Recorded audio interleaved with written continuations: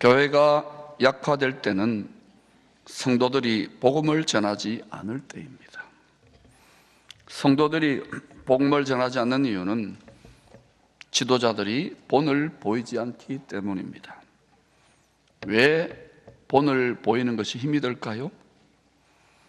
막상 복음 전하는 삶을 살게 되면 여러 가지 시험이 따라오기 때문입니다. 고난이 있습니다. 처음에는 다 기뻐하며 복음을 전하지요.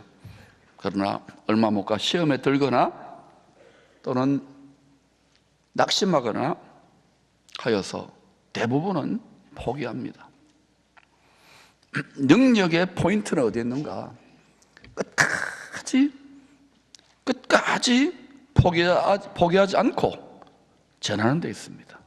그 8분응선, 9분응선에서 대부분 돌파하여 넘어서지를 못하는 거예요. 여러분 중에 어떤 인생의 고비나 사업이든 공부든 또는 진로든 또는 신앙의 성장이든 한계에 부딪히는 게 있을 거예요. 그것을 음속 돌파하듯이 돌파하면 완전히 새로운 차원이 열려져요. 이 대한민국의 진통도 지금 하나님이 그런 의도로 다 지금 나라가 어떻게 될까 걱정하지만 하나님이 새로운 각성과 돌파를 위해 이 진통도 쓰고 계시는 줄로 믿습니다. 여러분에게 여러 가지 인생의 스트레스와 고민과 갈등과 혼란이 있는 것도 하나님께 전능자에게 드리면 그렇게 역전하십니다. 그 십자가, 예수님의 순종의 한계의 끝이 무엇입니까? 죽음이에요. 그럼 다 끝난 거 아닙니까? 돌파하여 부활하여 승천하고 또 세상이 한계에 부딪힐 때가 옵니다. 다시 오셔서 완전히 새로운 세상을 주님이 이루십니다.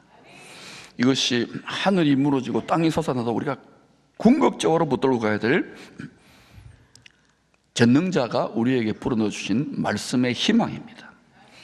그래서 우리는 세상이 어떻게 되고 난리를 치더라도 이 복된 소망으로 찬송하며 전진하는 것입니다. 능력은 끝까지 포기하지 않고 복음을 전하는 데 있습니다.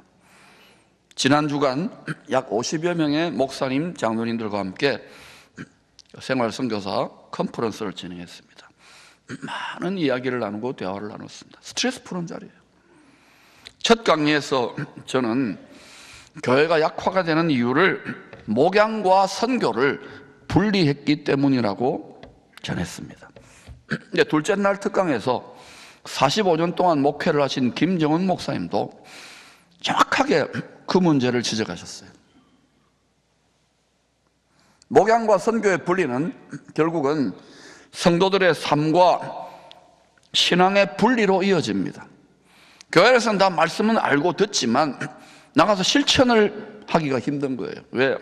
하면 가치관의 충돌. 세상은 이미 완전히 다른 가치관으로 뒤덮여 버렸어요. 돈이 하나님이고 출세가 하나님이고 정욕이 하나님, 그게 성공으로 보여지는, 점점 세상이 그렇게 갑니다. 큰 성 바벨론처럼. 목양과 선교의 분리, 그것 때문에 우리도 모르게 이중적인 신앙의 양태를 낳게 되는 것입니다.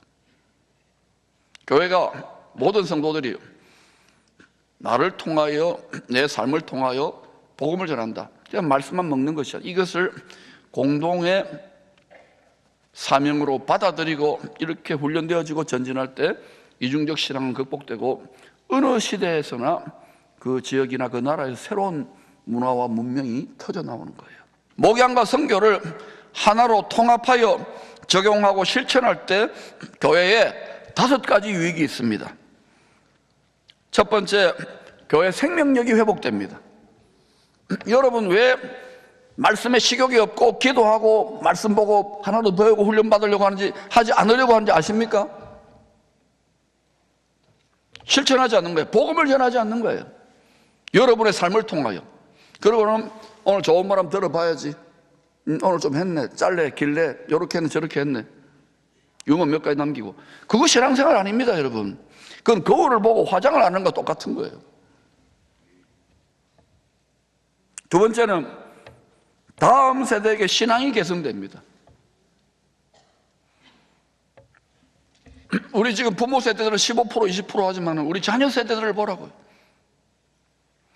어제도 부모님들 자녀들 데려와서 초등학생 연령대 아이들과 우리 청소년부 교사들이 연합으로 이번에 겨울 수련을 하는데 토요일인데 막 교회 전체가 뻑떡뻑떡 하는데 제가 앞으로 통일한국 시대 다음 세대들이 자라나는 걸 보면 너무 큰 감격과 위로를 받았어요. 교사들이 고맙고 또 부모들이 와가지고 기도하고 밥 짓고 같이 동력하는 거 보면 너무너무 큰 감격이에요. 요새 그렇게 안 하거든요. 믿음의 부모들조차 자녀들 뭐 돈벌이하고 편안하게 살기를 원하는데 졸업한 아이들이 또 와가지고 방학이라고 지원하고 섬기는 걸 보면서 뭔가 문화가 생태계가 토양이 만들어지고 있구나. 하나님 이 아이들을 반드시 귀하게 쓰실 줄로 믿습니다. 세 번째, 삶 속에서 세상의 빛, 세상의 소금의 역할을 합니다. 교회 안에서는 좀 덜 하세요. 눈멉니다. 세상의 소금이, 교회 안에 소금이 되면 짭니다. 그러면 인색해져요.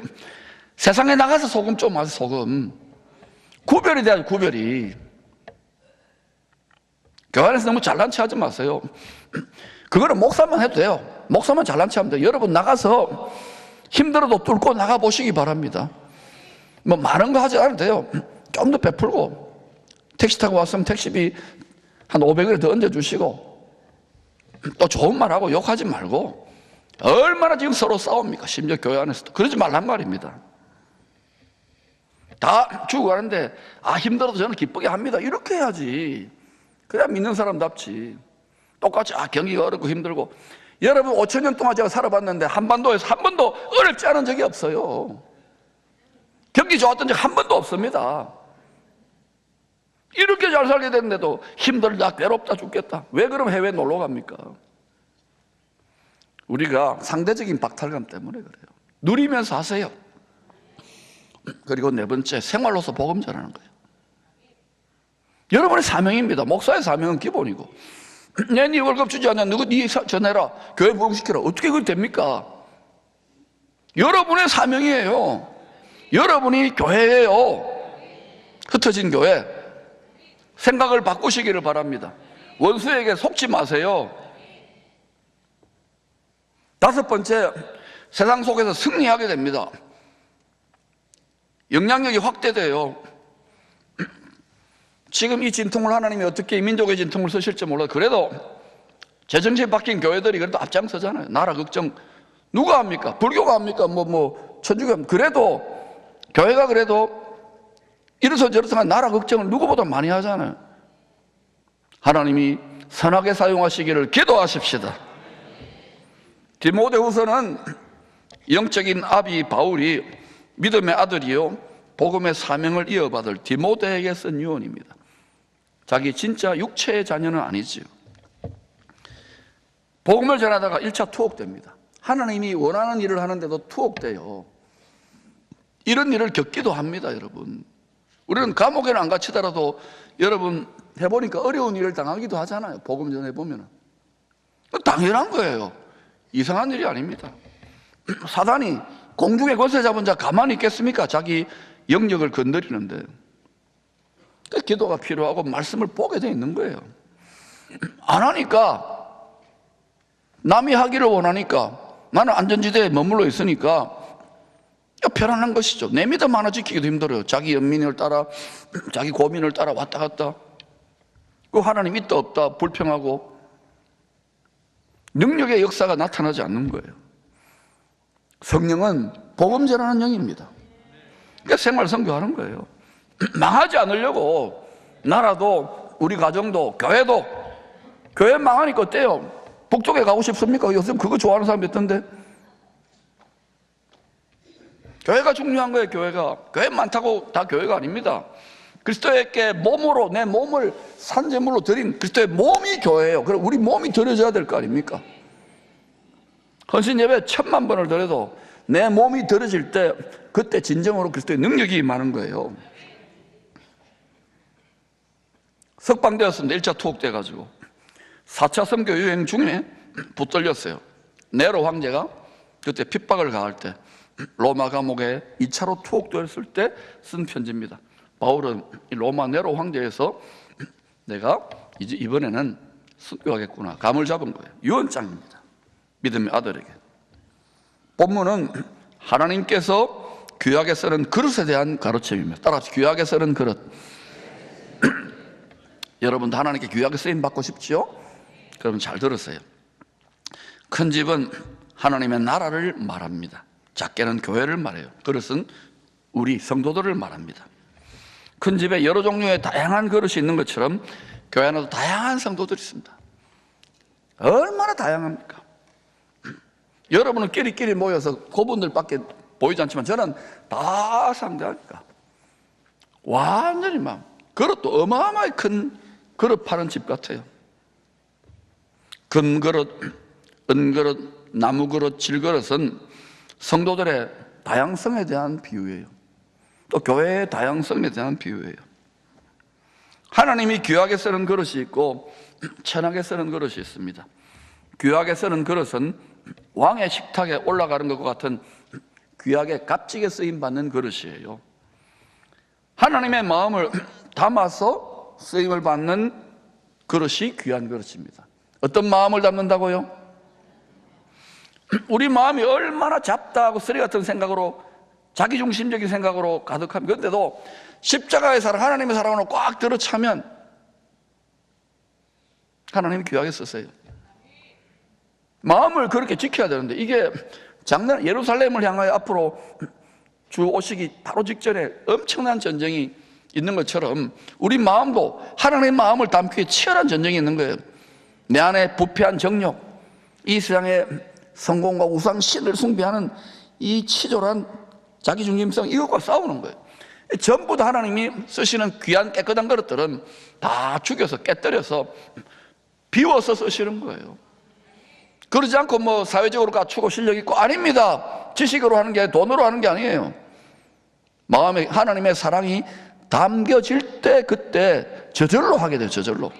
못하는 이유는 마음에 온갖 잡다한 것이 완전히 다른 것이 들어있는 거예요. 뭐 다 처음에는 말하지만은 결국 자아가 덜 죽는 거예요. 여러분 뜻대로 우리 뜻대로 안 되게 하는 것은 우리를 깨뜨리는 거예요. 비워내는 거예요. 토해내는 거예요. 그래서 하나님이 본 뜻은 아니지만 사랑하는 자녀들이지만 시험하고 연단하는 거예요. 채찍질하는 거예요.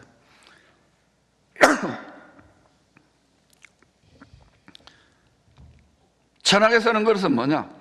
평범한 용도로 쓰는 거예요.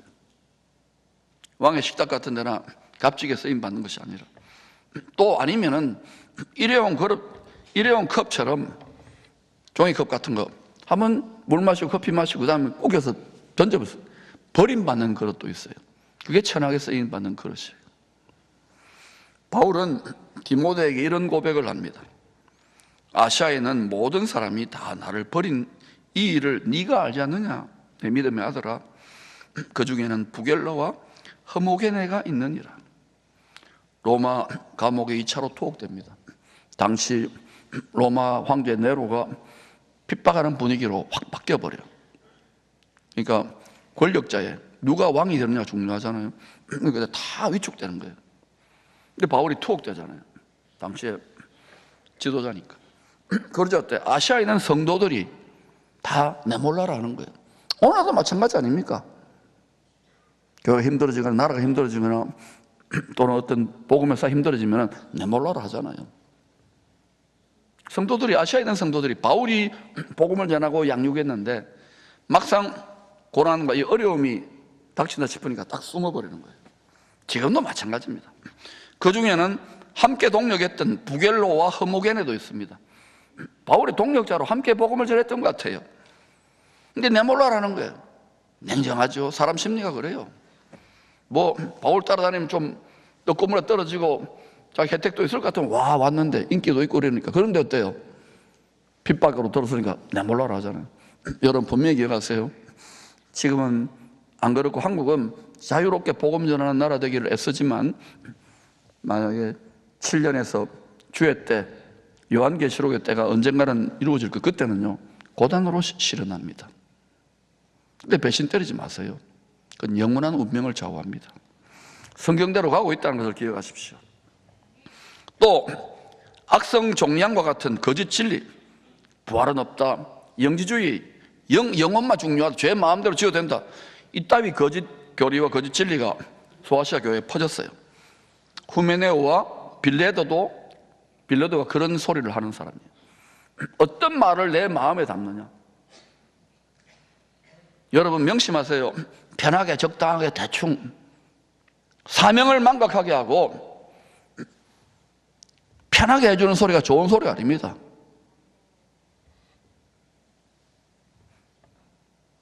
다 천하게 쓰는 그릇이에요. 반면에 오네시보로, 바울이 감옥에 갇혔습니다. 그런데도 자주 찾아갑니다. 성도들이 목하니까 자기 찾아와서 격려하고 도전하고 기도합니다. 뭐 사식도 넣어주고 그랬겠죠. 귀하게 쓰는 그릇이에요. 바울이 얼마나 고마웠으면 이름을 기록해 놓습니다. 하늘에 기록되는 이름입니다. 또 디모데후서 3장 1절 9절은 주님이 오심으로 말세에 고통하는 때가 이미 시작되었다는 증거를 말합니다. 2000년 전부터 시작된 거예요. 주 오심으로. 지금 얼마나 가깝겠습니까? 근데도 또 이런 소리 하면 그냥 뭐 말세지 뭐 그러고 말지만은 여러분, 이제 정말 속도가 어마어마하게 빠르게 전개된다고요.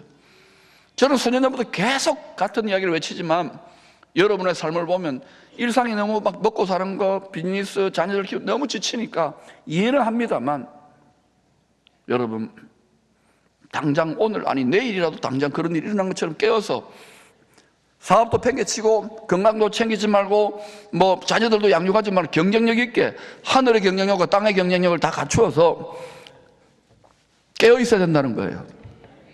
지금 그렇게 할 수 있기를 축원합니다. 우리 자손들을 위해 그렇게 할 수 있기를 축원합니다. 디모데후서 4장 16절은 바울이 로마에서 재판받을 때 함께한 성도가 하나도 없었답니다. 성도들조차 달면 삼키고 쓰면 뱉었던 것입니다. 그게 이스라엘 역사의 2000년 교회 역사입니다. 그런데 이렇게 천하게 쓰는 그릇들도 있는데, 그런데 디모데처럼, 바울처럼, 오네시보로처럼 끝까지 그 길을 가는 자들이 있어요. 귀하게 쓰는 그릇입니다. 바울은 이때에 자기가 복음 전하고 키웠던 성도들이 다 지도에 바울을 외면했는데도 왜 힘드니까 이해하잖아요, 바울이. 그래서 그 믿음이 안 되니까 바울이 그때 허물을 탓하지 않았다고 합니다. 바울이 얼마나 외롭고 배신감 느끼고 참 섭섭하고 힘들었겠습니까? 그런데 바울이 디모데후서 4장을 읽어보면 이때 위대한 영적 거장의 진면목이 나타나, 이때 그의 곁에서 세임 주시는 주님만 오롯이 바라보았던 거예요. 주님의 십자가에 나타난 사랑과 그 하나님의 말씀, 복음 말씀만 자기 마음의 그릇에 가득가득 담았던 거예요. 감옥이었지만 이게 신학 연구실에 가도 엄청난 계시가 부어지는 거예요. 그걸 지금 바울의 서신서에서 듣고 있던 것이죠. 바울은 믿음의 아들에게 남긴 유언장에서 고난이라는 단어를 디모데후서 6번을 써요. 6번을. 저도 우리 자녀들이 편안하게 살기를 원해요. 우리 손주들이. 그러면요, 지금 은혜 주신 분량과 믿음의 분량대로 자신이 갖고 있는 다 목사 선교사 될 필요 없어요. 그걸로 복음을 전해보려고 해야 돼요. 여러분이 사업을 합니까? 복음을 전하려고 해야 돼요. 바울은 말만 한 게 아닙니다. 본을 보인 거예요. 저도 부족하지만 말한다고 되는 게 아닙니다. 묵묵히 본을 보여야 되는 거예요. 예레미야 선지자는 죄인된 모든 사람들의 마음이 만물보다 부패하다고 지적했습니다. 의인은 음란이 하나도 없습니다. 그렇다면 어떻게 우리가 깨끗한 그릇으로 하나님께 귀하게 쓰임받는 그릇이 될 수 있을까요? 첫 번째, 예수 그리스도께서 우리의 붉은 죄 대신에 십자가에 흘린 피로 모든 죄에 들어오면서 깨끗하게 씻어질 수 있다는 사실을 믿으시기를 바랍니다. 이미 우리는 목욕했어요, 그리스도의 피로. 그렇다면 이제 땅바닥을 밟고 더러운 세상을 살고 살아가기 때문에 직장에서, 가정에서, 학교에서 경험할 수 있습니다. 죄 지을 수 있어요. 그러면 발만 씻으면 돼요. 손만 씻으면 되는 거예요. 그게 회개입니다. 회개가 사라지면 안 되는 거예요. 깨끗한 그릇으로 날마다 설거지하듯이 설거지하시기를 축원합니다. 마음의 설거지를 말해요. 두 번째, 항상 순결한 복음의 말씀을 마음의 그릇에 가득가득 담으면 깨끗해집니다. 왜? 여러분 마음에 온갖 잡다한 생각과 우울과 자기 연민과 근심, 걱정, 미움, 분노, 적개심 이런 게 왜 가득 찰까요? 말씀을 주야로 묵상하는 것이 복인 것을 모르는 거예요. 속은 거예요. 마음에 모든 온갖 쓰레기들을 성령의 불로 다 태우십시오. 자기 연민에서 벗어나세요. 그리고 그 다 태워지고 깨끗하게 됐을 때 성령의 생수가 담깁니다. 십자가의 사랑이 깨달아져요. 실천할 때 나를 위해 죽기까지 복종하신 그리스도의 마음이 내 심장에 박히는 거예요. 말씀을 마음에 담으세요. 깨끗해집니다. 세 번째, 생활의 모든 영역에서 마음의 그릇에 담긴 복음, 십자가의 사랑을 부족하지만 자꾸 나누다 보면 지혜가 생겨요. 능력이 생겨요. 지속적으로 나누다 보면 깨끗한 그릇이 돼요. 통로가 되기 때문에. 왜 이 공동체가, 우리가 큰 교회도 이제는 매력이 없어요. 한 3, 40년 전에 가능했지만 이걸 통해서 이 포항한 물로 대한민국 열방의 바다에 생수의 강에 풍덩 뛰어들면 그래야 채워지고 넉넉하기 때문에 이거를 위해서 조금 단기적으로 고생하도록 이 길을 기꺼이 가야 이 모든 축복과 은혜를 하나님 부어주시기 때문에 하는 말, 시대를 바로 읽으시기를 축원합니다. 누가복음 6장 45절입니다. 시작. 선한 사람은 마음에 쌓은 선에서 선을 내고 악한 자는 그 쌓은 악에서 악을 내라니 이는 마음에 가득한 것을 입으로 말함이니라. 여러분 마음에 온갖 잡다한 쓰레기들이 있으면 마음에 입으로 나오는 거 전부 다 욕하고 비난하고 비판하고 망한다, 안 된다, 실패한다. 그런 분들하고 가까이 살면 안 돼요. 친구들, 그런 아이들하고 가까이 친구하라 그러면 안 돼요. 복음이 꽉 들어차 있으면 희망을 말합니다. 절망적인 상관에도 낙관론을 가집니다. 그냥 무한정 낙관론이 아니에요. 그리고 담대한 능력과 기쁨과 흔들리지 않는 그런 믿음의 담력이 있는 사람과 가까이 해야, 거기에 가까이 해야 길이 열리는 줄로 믿습니다. 우리 주님이 이미 승리하신 길을 여셨어요. 그 길을 기꺼이 돌파하고 나아가는 것입니다. 지금은 큰 위기의 때가 분명합니다. 앞으로 더 이상한 일, 요상한 일들이 일어날 겁니다. 그러나 큰 기회의 때이기도 합니다. 2000년 교회 역사를 보면 성도들이 어려움을 이기고 지속적으로 복음을 전하기로 애를 쓸 때, 한계에 부딪히고 더 이상 안 된다 할 때에 하나님이 우리 믿음의 중심을 보시고, 그래 너희들이 나를 믿어주느냐, 그 남은 자들을 통하여 하나님은 역사를 변혁시키시고 개인과 가정과 도시와 나라를 바꾸시고 새로운 돌파구를 여시는 거예요. 기적같은 돕는 전화위복이 나타나는 것입니다. 복음을 전하는 자들의 섬김의 밑거름으로 선교사들이 100몇십 년 전에 왔잖아요. 우리 개인, 가정, 교회, 기업, 나라에 각성, 부흥, 참된 사회 변혁의 열매가 나타났어요. 우리가 그 열매만 따먹고 다음 세대를 향하여 기꺼이 우리의 작은 밑거름이 되지 못한다면 우리 자녀들은 복음을 모르는 세대들이 될 거예요.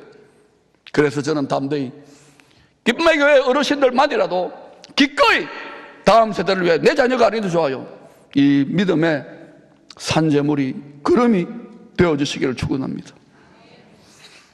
선교사들이 복음을 전하여 1907년 최초로 대한예수교 장로회 독립노회가 열렸습니다. 그 첫 회의록에, 노회 회의록입니다, 이런 말이 기록되어 있습니다. 선교하지 않으면 진정한 장로교회가 아니다. 모든 장로교회는 선교회이며 모든 장로교인들은 선교회의 평생 회원이다. 우리 장로교회입니다. 같이 한번 읽으십시다. 시작. 선교하지 않으면 진정한 장로교회가 아니다. 모든 장로교회는 선교회이며 모든 장로교인들은 선교회의 평생 회원이다. 생활로 복음 전할 수 있기를 축복합니다. 포기하지 마십시오. 하나님이 때가 되면 도우시고 비를 내려 역사하십니다.